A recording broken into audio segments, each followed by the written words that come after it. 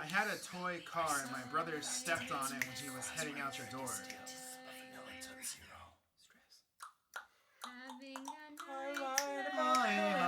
About if I stole that candy bar. So I broke the ironing board when I was a child.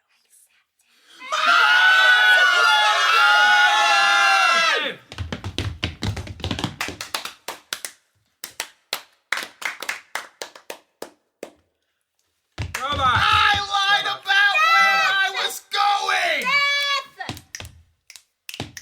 My arms! My arms!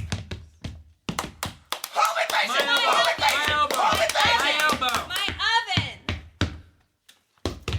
My waffle iron! My waffle iron! Death! Death!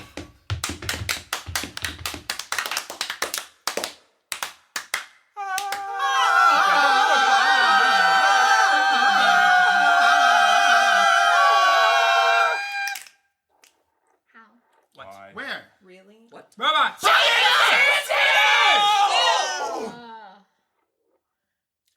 People of Eswazi. I hope that I never survive next week with I hope that people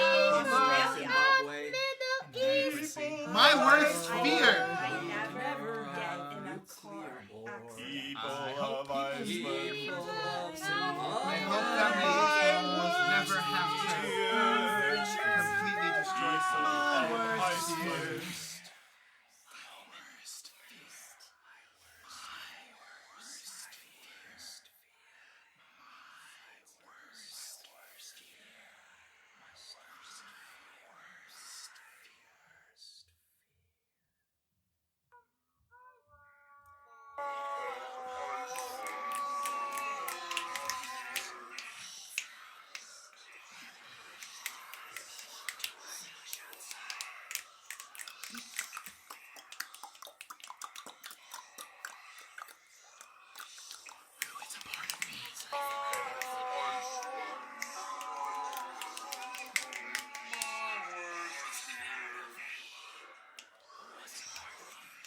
Who do I push outside?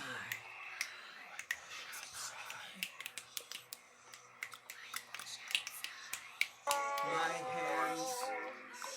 My people Outside. of Turkey. My arm! Do I push outside?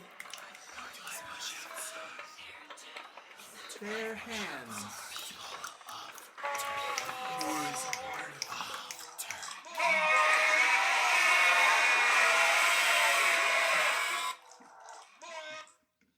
Their shoulders. Their fingers. One time I was walking alone in I the was city. in danger Was pushed into when the I wall wasn't by paying another attention.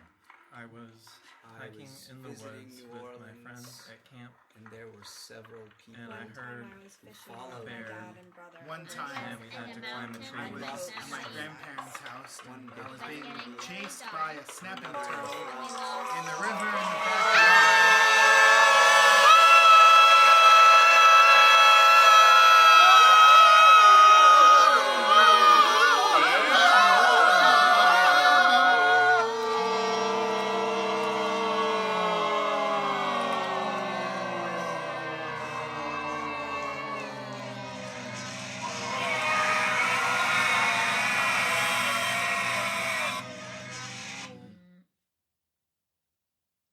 When was I true? Hello, and welcome to Decipher This, a podcast about music and technology from Ensemble Decipher. I'm Chelsea Loew. And I'm Ju-eh+Hwarg. And today we are here with special guest, Howie Kenty. Howie, would you like to introduce yourself a bit? Oh, sure. I'm a composer and sometimes performer. And, well, I do a lot of different kinds of music. The genre tends to be, sometimes it's rock, sometimes it's electronic, sometimes it's all over the place. I also used to be a member of the precursor to Ensemble Decipher when we were called Synth Beats. That's right. Certainly there's more things to say, but we can jump into them as we go. Yes, so we asked Howie to come on because he was one of the founding members of the group when we started a few years ago. And the music you just heard was a sample of his piece, When Were You Silent?, which he wrote for the group back when we started. So Howie, could you tell us a little bit about that piece? Sure. So a lot of my works, I've kind of gone through a sort of trajectory of various political works over the last couple of years. And this was a work that I wanted to sort of have be maybe more implicitly political in that it explores some things about what we each feel in situations in which maybe we should have acted but didn't act, and kind of juxtaposes those more serious concerns with mundane things about our life and kind of looks back at our history and that sort of thing. So this piece is for laptop ensemble, but it actually, in many ways, so the performers receive a series of prompts, and the prompts often have blanks that they have to fill in. And when they are filling these in, they are speaking and they're singing and talking and stomping and clapping and that sort of thing. So it actually ends up being, in a way, very much an acoustic piece. There are some electronic elements that come back in, some little recordings of bits that you're hearing that sort of come back maybe kind of as, fragments or memories of things that have happened. But so it's in many ways it's going to be very different each time somebody performs it. It's a really fun piece. I remember the first time we did it, we ended up kind of just falling on the floor laughing because it was so ridiculous.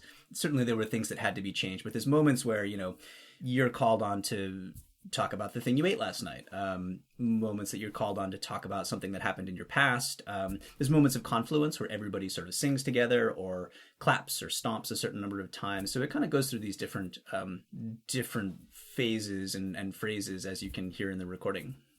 Yeah, and something that I always think about when I think about this piece is it's very confrontational, not only in the fact that we're being instructed to yell things at the audience, but then also we're being confronted by very personal questions from the prompts, and then our recordings of responding to those are being played back from the computers, and there's sort of this thing where we're going from whispering what we had for dinner last night to saying one of our deepest fears or something. I don't remember exactly what it was, but it's quick this weird back and forth. Yeah, and it's funny actually. So one of the Ensemble Decipher members, Niloufar Norbach, she and our old professor, the wonderful Meg Shadell, they are teaching a laptop class, a laptop ensemble class at Peabody. And so they are doing this piece there. And so we had a little rehearsal online with some of the students. And it was one of the students had a really good question, which I think she asked basically, how honest do you want us to be with our answers? Which I think is really good. You could take it in a way to be maybe a little less serious, I guess. I mean, some of the prompts ask kind of deeper things, and you could maybe hedge your bets a little bit, maybe not divulge these things. But I think the group will probably feed off each other. Usually there's, I think, 7 to 8 people probably is a good number to play this piece. I mean, you all and I, when we did it, I think it ended up being a pretty honest piece in a lot of those moments. There are some, very interesting things come out. And then, there's also the funny thing, which is when you receive these prompts, you're given sort of a fill in the blank. And sometimes if you haven't written down what you want to say beforehand, you could blurt something out without actually thinking about it. So these kind of moments where maybe you might surprise yourself. Yeah, I definitely always found the emotional range of the piece to be really fascinating because, it's going from super silly and we're just having a blast and cracking jokes basically to these moments of really intense vulnerability. And I think that's something that I've noticed in a lot of your pieces is the range that it goes through is always very, very large. And there's a lot of polarity in your music. And I wondered if you could talk a bit about that, about emotion in your music and how you deal with opposite ends of the spectrum. That's very interesting. And it's funny. I don't suppose I've ever thought about it that way myself, but I think that you're probably right in that.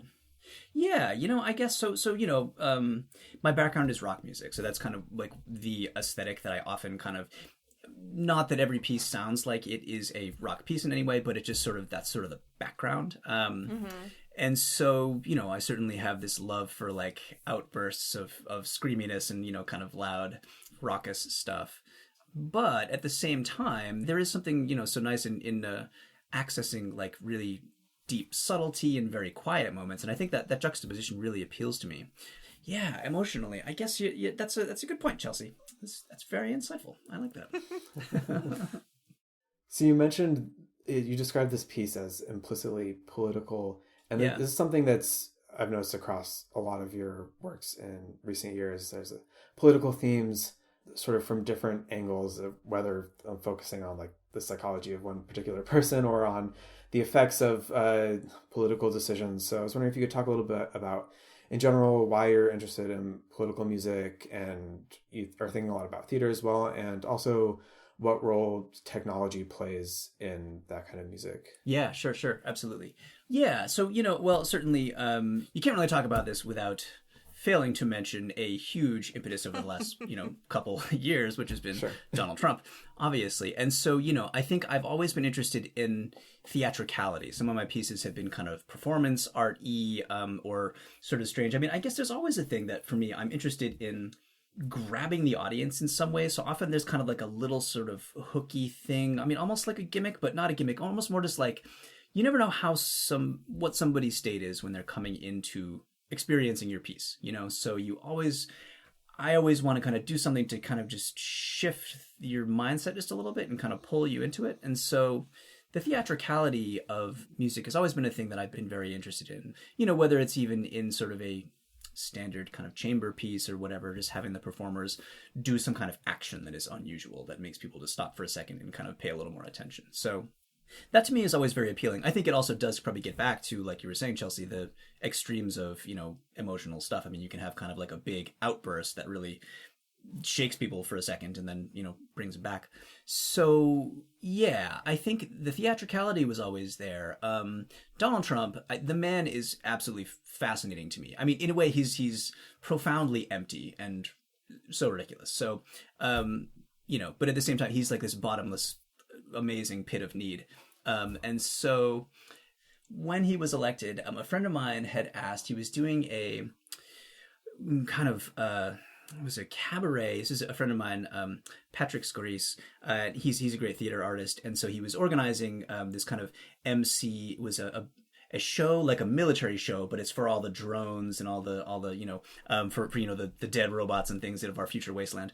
And so he asked a number of people to create different pieces, and the timeline was very short. So I was like, what am I going to do? I wanted to pull together something very quick. It was just only had about a week to do it. And so I ended up creating this performance art piece where, I sort of embody this snake oil salesman wearing this mask and kind of wordlessly approaching people in the audience and then gaining some followers on stage and kind of like, going on a destructive rampage to like very, noisy, chaotic sort of stuff. And it kind of ended in this big scream where, I got the whole audience involved and had everybody like stand up and scream and just kind of like try to get to this cathartic moment of like, oh my God, this has actually happened, So this was, I think this was the inauguration in 2017, and so Trump himself has always fascinated me. That piece went through a few different revisions and kind of became a little more subtle rather than, just being this screamy burst from the from its initial inception. Was that the New Dark Age? It was the New Dark Age, yes. I did another piece, I mean, it's I don't want to say dangerous. It's hard to maybe effectively and artfully write a piece about Donald Trump in a way, because he's so obvious. And it's like, okay, we've heard that. And of course, we have our primal screams. So, I did another piece that I played with a great percussionist, Daniel Pate, where he and I, it's percussion and I'm doing voice and kind of embodying this Trumpian character, where the piece is all set with Trump quotes. So it kind of forms this narrative of sort of his neediness to the violence that he can inspire. But I tried to do it sort of, I don't know, taste is in the eye of the beholder, and who knows whether it was ultimately successful. That's up to the listeners to check it out. But so it sort of starts where you would not actually even know that it's necessarily Donald Trump. He's just sort of saying things about how great he is and whatever, but it's not obvious quotes that we might remember. And people have said, oh, like I didn't, actually even realize it was him until partway through. So, this piece kind of like looked a little more carefully at the character of Trump, in a way, because he is in many ways self-defined as a character. He's not like a human so much as a weird, I don't know, symbol in many ways. And so, the tricky thing obviously with political works is I don't think, and this is a tricky thing, what is the purpose of a political work? I think for me the purpose of these first two works were very much kind of cathartic screams of frustration. But actually, I had some people I guess I wanted to set Donald Trump using his own words so that it wasn't any kind of, it's either wordless or using his own words, right? I didn't want to write any words for him, and I think his own words tell the story well enough. So actually, some people had come up to me afterwards, after one of the shows, they were like, this was so ridiculous. I could almost see people being like, 4 more years, at the end, like, how do you want to take this? Which to me, that actually, was an interesting comment and hopefully points to something successful in the piece. So yeah, I think the technology, how does the technology feed into it? In both cases, I mean, Trump is sort of larger than life, right? So in creating this kind of thing that can encompass and kind of get some representation, like aesthetic representation of the rage and like the huge, just everything. I think electronics and the level of just maybe pure even volume and kind of power it can bring to the stage. It's not going to be there by itself if you just play things loud, but if you can accompany kind of these powerful performative stage presences with these, sort of augmented volumes of things, it can sort of really help the piece speak and become huge in a way that maybe it wouldn't otherwise. Obviously then the processing capabilities, I mean, you can really make things very strange using electronics, and for those pieces, strange and huge and kind of, dystopian is a thing that I really wanted to kind of set in those.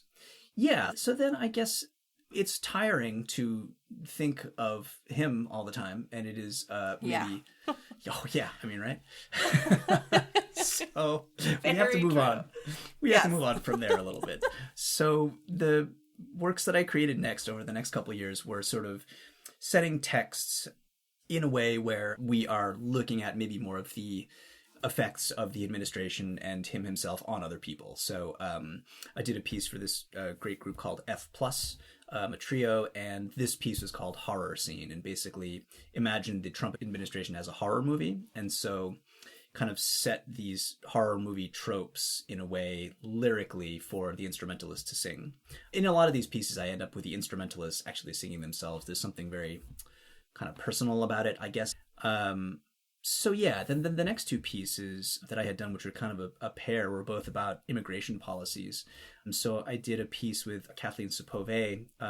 There was a recording that came out, released by this organization, ProPublica. It was basically a recording of children in talking to the Border Patrol facility, the consular worker and like the Border Patrol guard at a facility in Texas. Yeah, so there was a girl in one of these recordings, Alison Jimena Valencia Madrid, and she kind of stands out. Most of the children are just kind of crying. It's a very affecting recording. But this girl, Alison, she is basically asking for the ability to use a phone to call her aunt, who she's been, separated from her mother there. She has been told to memorize his phone number and call her aunt. So she finally does get through, and at the end of this recording, they do let her, they're like, what's the phone number? And she goes and tells them. And so, their story, as of now, I think she's been reunited with her mother, and they still are not sure whether they're going to be sent back to El Salvador.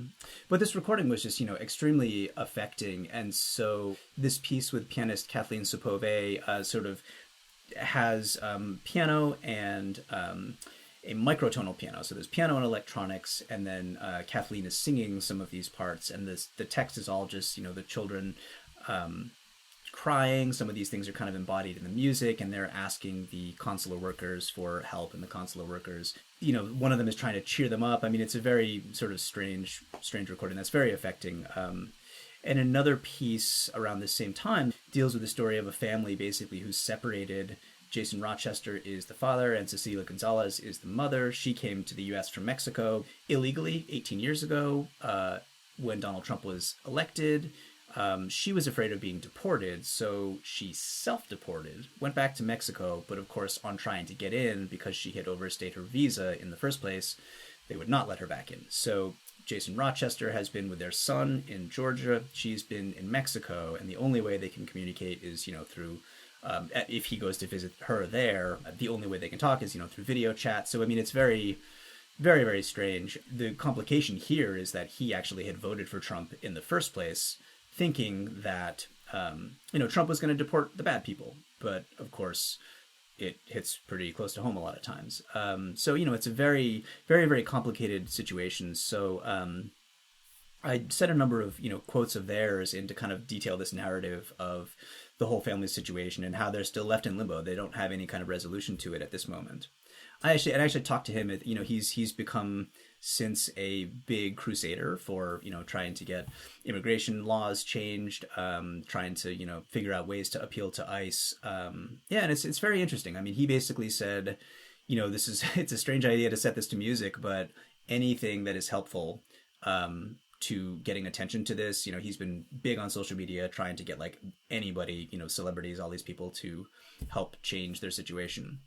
So that's been pretty dark. A lot of this stuff, I think it just kind of mentally wears on you after a while. I mean, just existing in a world where all these things are happening, and I am very fortunate to not have been directly affected by most of these things, but it's just seeing anybody affected by this is just really horrible. And it's a question, and I'm actually curious from you two, whether my purpose in doing this is often kind of cathartic in a way, out of frustration, and kind of like it seems sort of difficult to do anything else in another way. I don't know that these pieces are going to be changing anybody's mind. Maybe the last two are a little more, because they're just presenting the stories of people. They're not trying to make you think anything necessarily.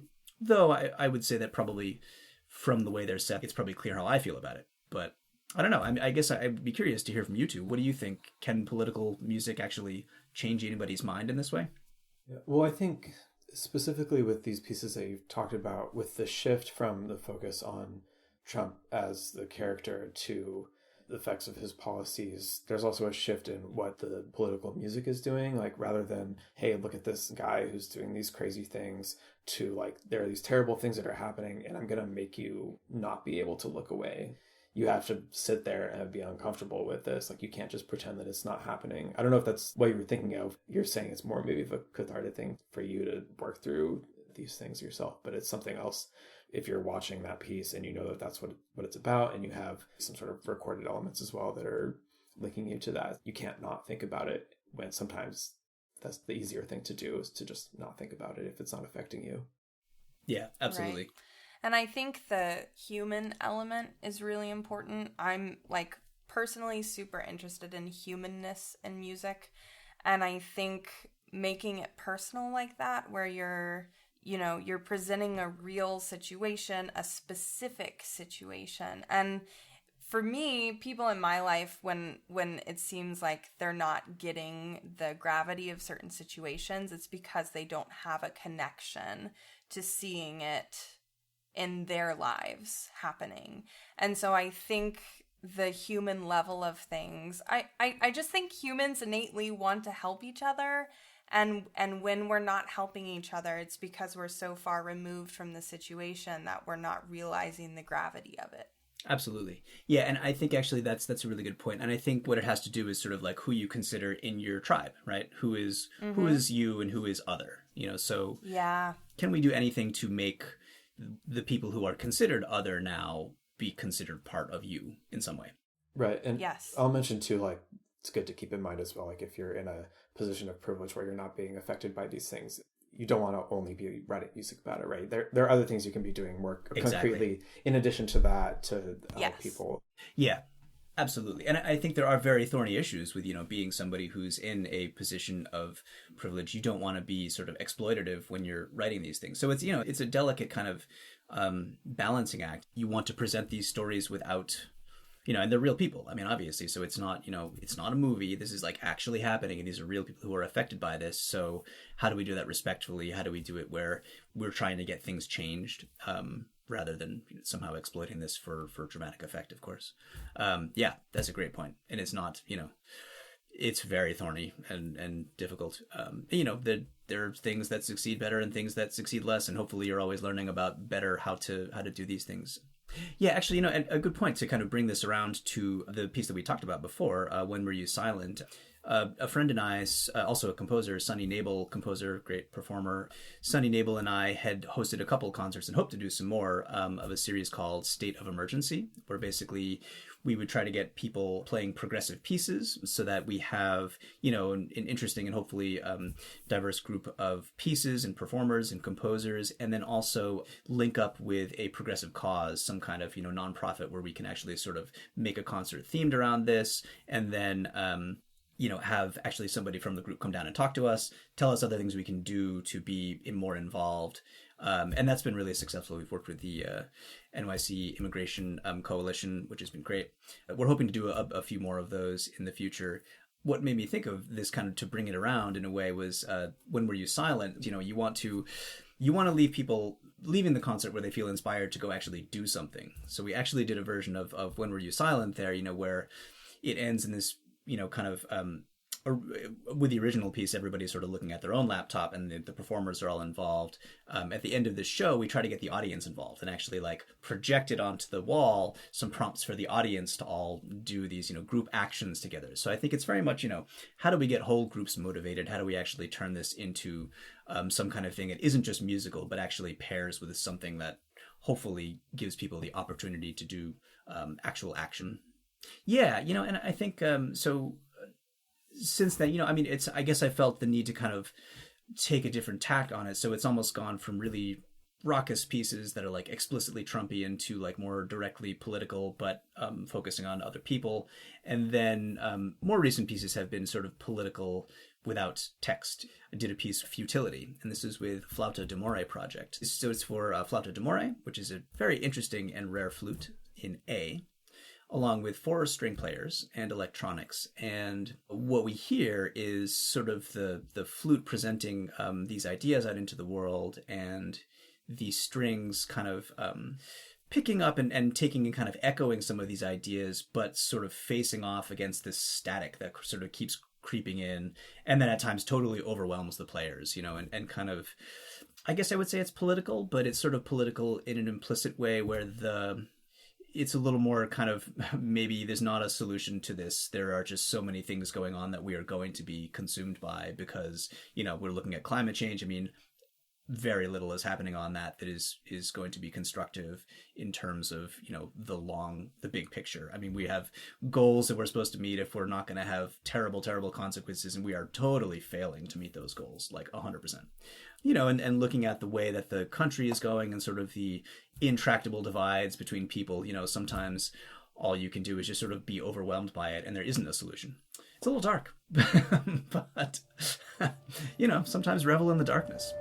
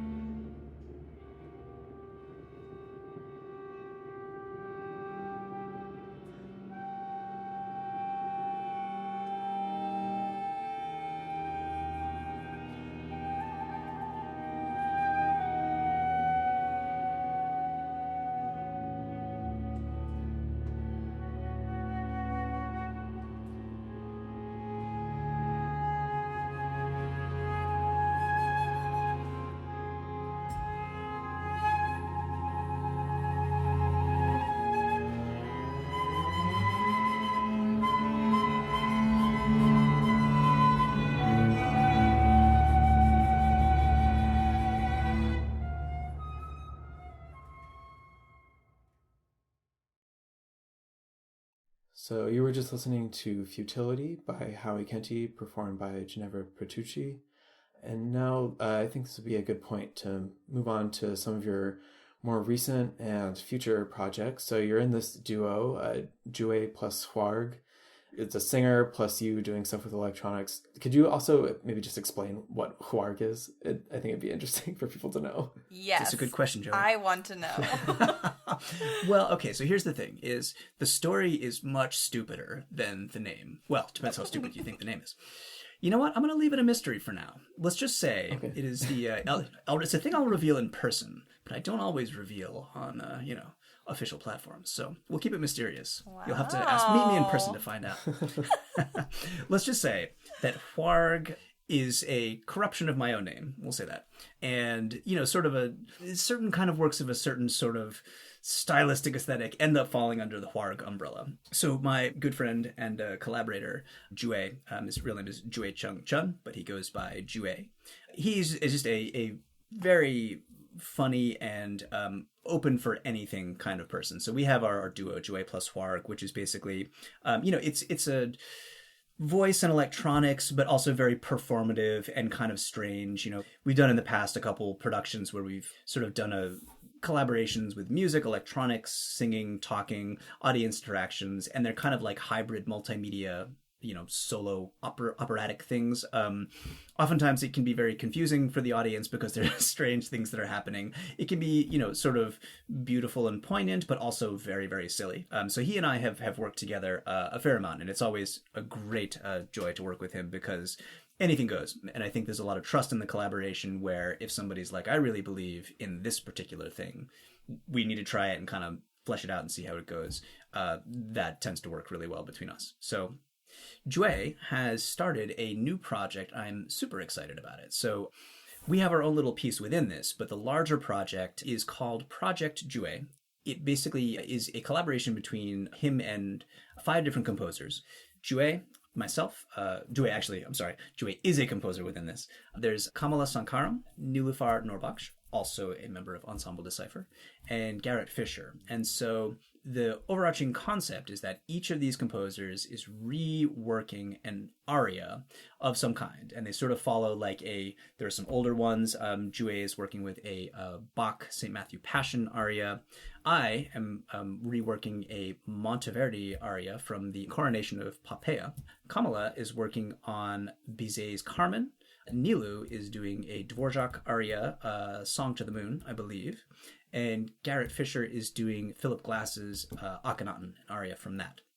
There's also sort of a interesting conceptual thing where these arias are sort of being placed as objects within kind of the solar system, embodying the different planets inside here. So the Bach is closest to the sun. So Ju-eh is kind of, his aria works with Mercury and Venus.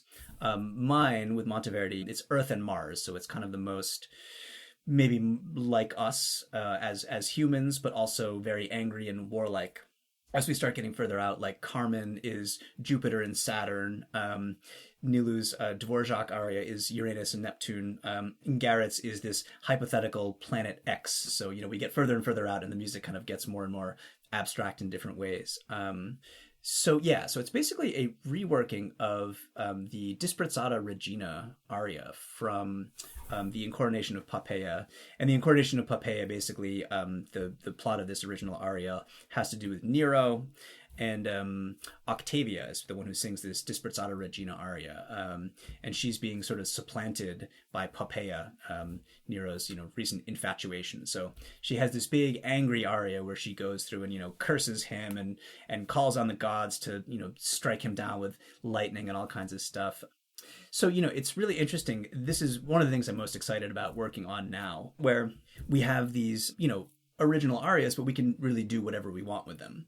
The way we sort of talked about it, the sort of center planets being less kind of abstract and moving outward, getting kind of more abstract in certain ways, or more different from the source material, at least. For me, this is sort of the earthbound Angry Mars aria. So taking this material and finding a way to work with it. Monteverdi's great because his material is kind of tonal, but it's sort of, before tonality really got established, so it's weird. And there's these weird chordal shifts that you're just like, oh, that's very strange. I didn't expect that. And in trying to figure out how to work with it, it sort of ended up kind of dovetailing with my sort of interest in synthesis and kind of this retro synthesis feel. So it ends up being kind of a very, I guess I would sort of experimental pop kind of, and it's actually very poppy in a way. And really, really these slow kind of dramatic tempos and very, sometimes very aggressive, sometimes very sweet and very, kind of nice and delicate. But it's been one of the more fun things that I've been working on recently. Yeah, that's amazing. So how did the idea come up to take these arias and map them onto the solar system? Yeah, that actually, so Ju-eh has sort of been the one who's kind of pulling together this whole concept. So that was actually his. And so, it's interesting because he's not the librettist, but in a way he's sort of functioning that way. Because of course the text is already written, and has been hundreds of years old now. But it's really fun to work with somebody who's kind of setting this whole thing in a way. And I just sort of get to work with it musically and mangle it up and, really deconstruct it and kind of break it down and pull it into these sort of hypnotic synth pop gestures.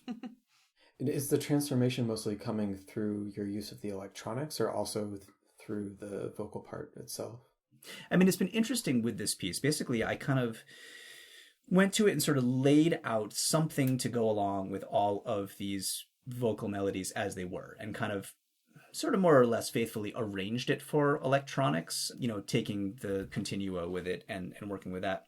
And then as it's gone along, these different sections of things sort of have gotten kind of worked more as like puzzle pieces where they're starting to sort of change a lot. And as it's sort of taking its own shape, the structures started changing and the vocal melodies are sometimes changing. Sometimes the vocal melody is exactly the same, but the stuff around it is different. Other times it's more like chopping it apart, focusing on one bit and kind of repeating that bit or doing something different with it or finding a chord progression that was inspired by it and working that in there somehow.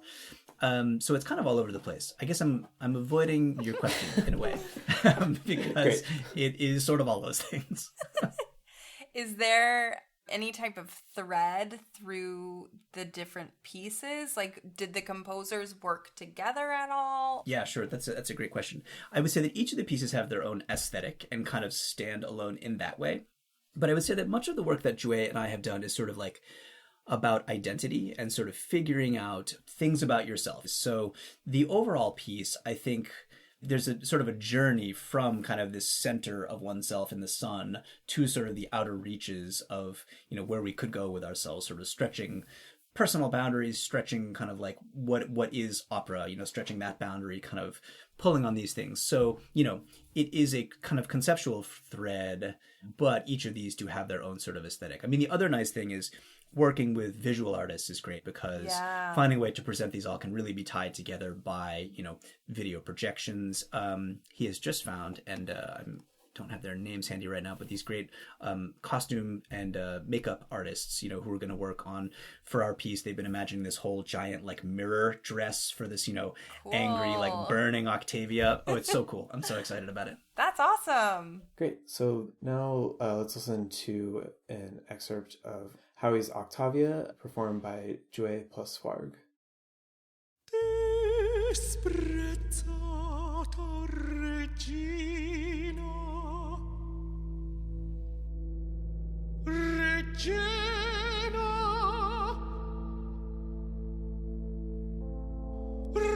regina disprezzata.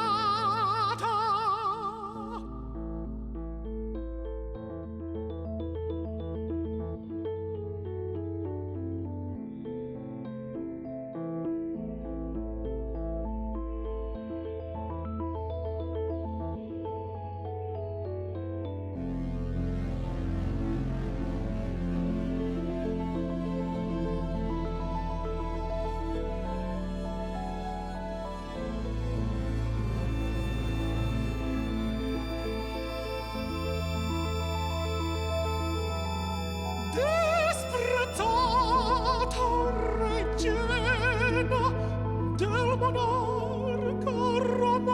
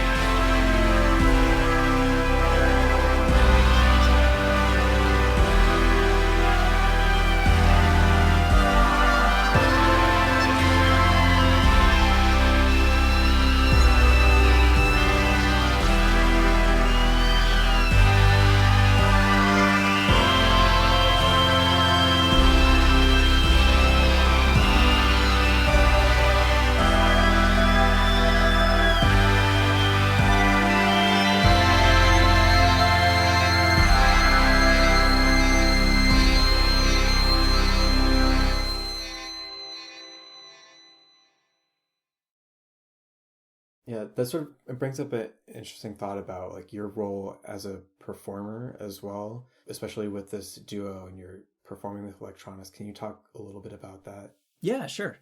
More recently, that's been kind of a thing, where in our productions with Ju-eh, he usually sort of takes center stage, and I will have a laptop table off to the side, with like some gear on it. I'll have like a MIDI keyboard and a controller and that kind of stuff, but also a microphone. So we end up kind of interfacing, and it's almost like in some of these things I will be sort of like a weird mirror for him of like maybe his darker thoughts or something like that, because there's often a lot of interchange. Sometimes it's funny, sometimes it's interchange with the audience, but there's a lot of movement within these. I mean, I don't think there's no reason why anybody needs to like be confined to specifically this role, so in a lot of these I am composing the electronics and enacting them live in whatever that means for the specific piece, but it's also very sometimes there's singing and kind of like a spoken interchange, something like that.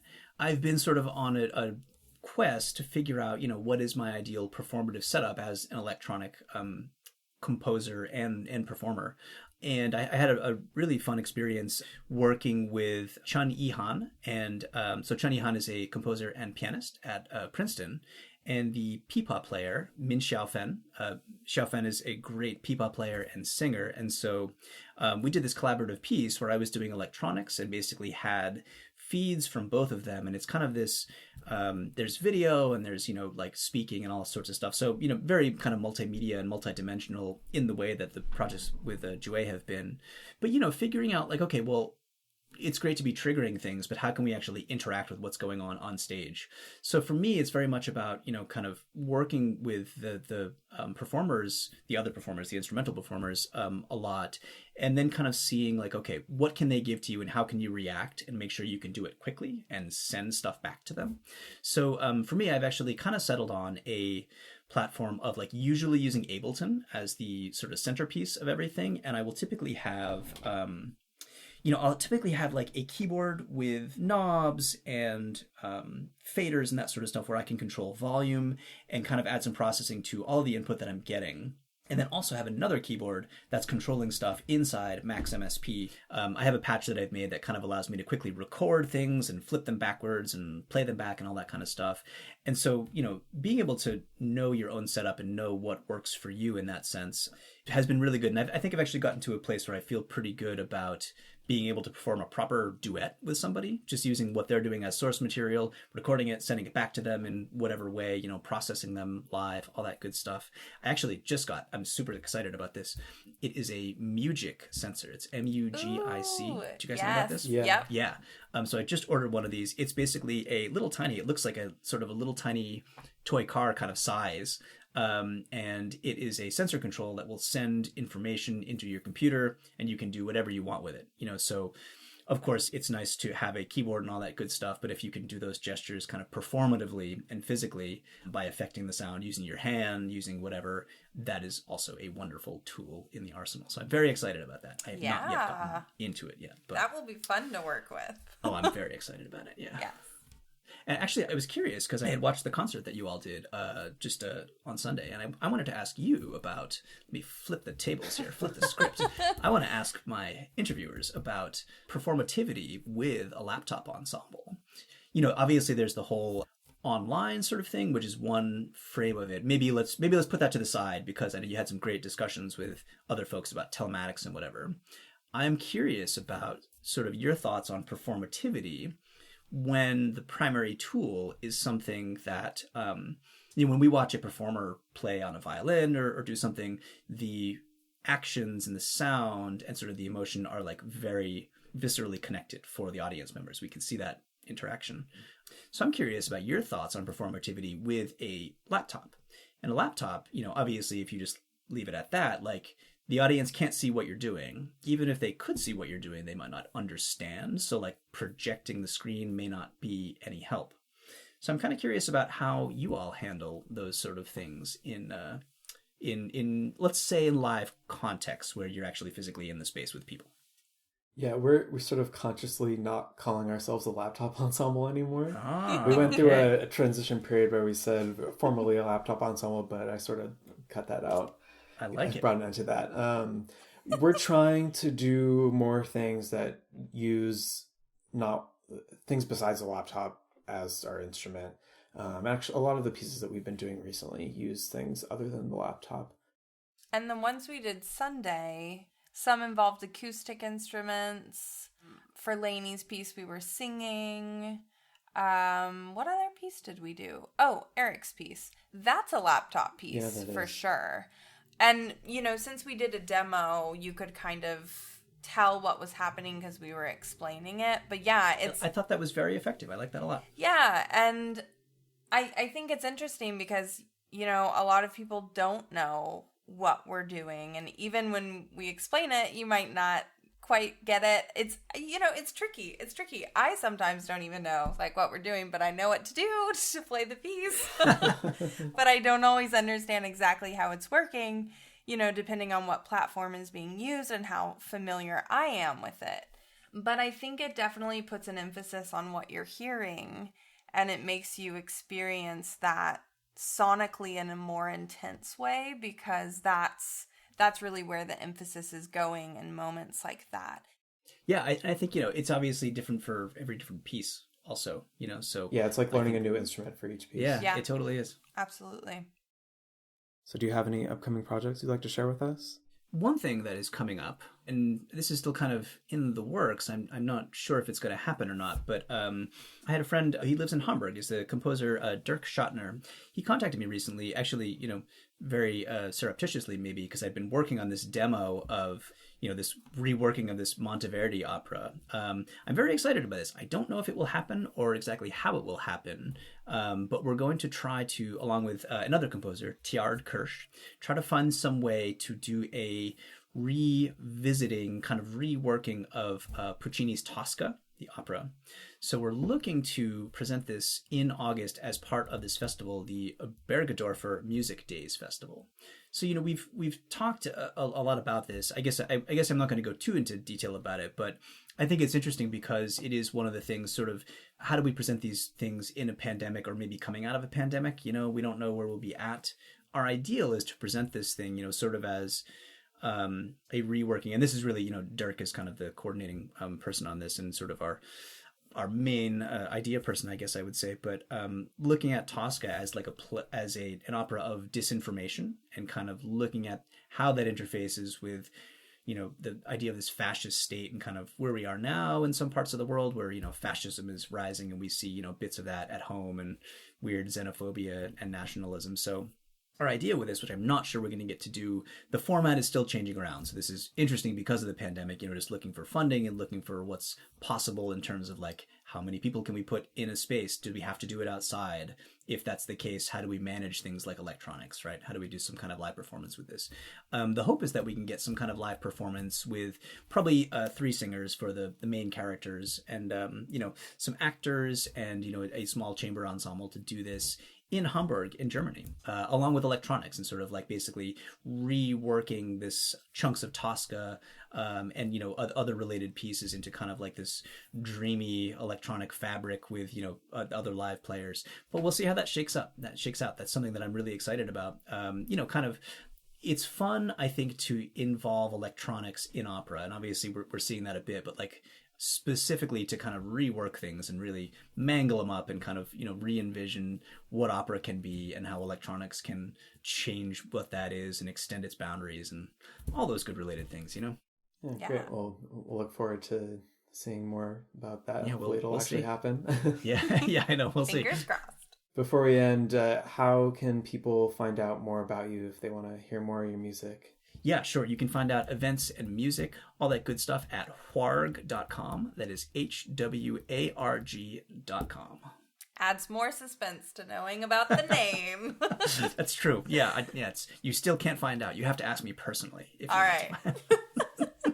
So thank you, Howie, for coming on the podcast. We had a great time talking with you. Thanks, everybody. This has been a ton of fun. Yeah. I hope you all enjoyed, and Bye. we'll see you for the next episode soon.